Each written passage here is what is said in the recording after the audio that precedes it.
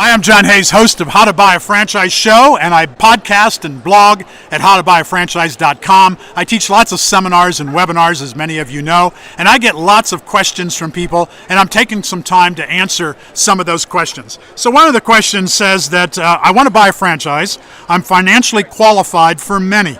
I fit the personality profile of many, but I can't decide which one I want to buy. How would you suggest I pick the franchise that's going to be right for me? This is a very difficult question, and this is a huge challenge for people, because in my coaching business, people who I talk to who are disgruntled franchisees, they are often very good people who are cut out for a franchise, but they bought the wrong franchise. It's unfortunate, because if you're disgruntled, if you're unhappy, if the business isn't working for you, all you can think about is how to get out of the business. And it's difficult to sell the franchise early on when you're not making any money, because you don't have any equity to sell, and you don't want to walk away from your investment. So what to do?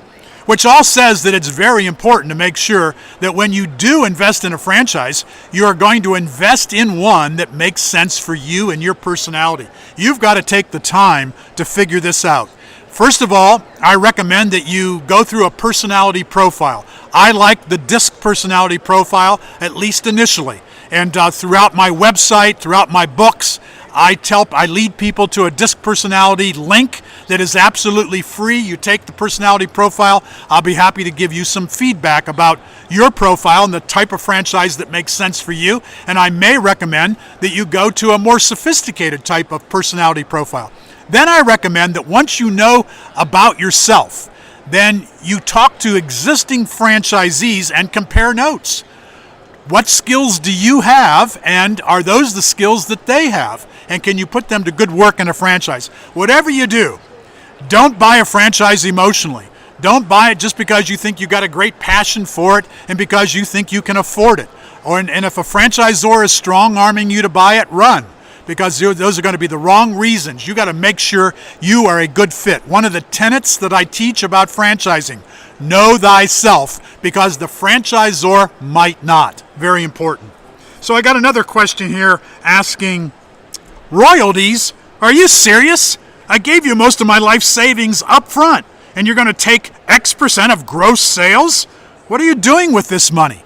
Well, let me ask you, how do you think a franchisor makes money? You'll see franchises that have a sign on the back that say, no royalty franchising. I love those opportunities, because I want to stop in and say, how soon before you go broke? If you're not collecting any royalties from franchisees, how are you making any money? The upfront franchise fee, yeah, you think it's a lot of money. Maybe it's $20,000, maybe it's $50,000. There could be some that are as high as $75,000. You need to ask the franchisor, what do you do with my $50,000 franchise fee? How do you spend it? Are you putting it in your money or in your pocket? You going on vacation, buying a new car for yourself? Those are all legitimate questions. I go over those questions in 101 questions to ask before you invest in a franchise. You have a right to know how the franchisor is making use of your franchise fee. And if they're not willing to break it down for you, you should not buy that particular franchise. Most of the money of the franchise fee should be reinvested in you and your education and your training and support to become a successful franchisee. If they are taking the money and gone to Hawaii with it, you don't want to buy that kind of a franchise. So how are they going to make money? They make money through the royalty. And there's no better way for a franchisor to make money than through a royalty. Now, some will say, no royalty franchising, but you must buy the product that you sell from us.